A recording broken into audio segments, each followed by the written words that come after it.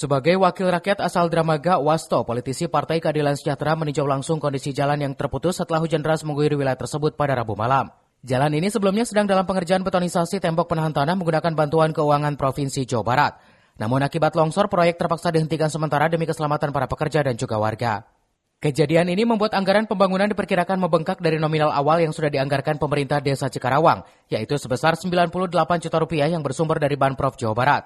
Wasto menegaskan pembangunan tembok penahan tanah harus dikaji ulang oleh tim teknis agar struktur yang dibangun nantinya lebih kuat dan aman sehingga penambahan anggaran dapat direalisasikan sesuai kebutuhan.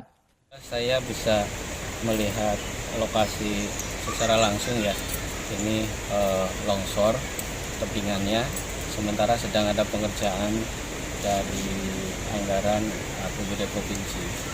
Saya ingin sampaikan bahwa jalan ini adalah jalan yang vital karena masyarakat di situ dari atas itu kalau keluar lewat sini maupun masuk ini.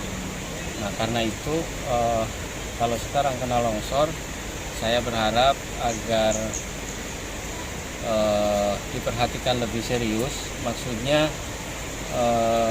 harus ditambah lagi anggarannya untuk bisa menyelesaikan tebingannya, ya, turapnya, sehingga jalan ini menjadi kokoh begitu.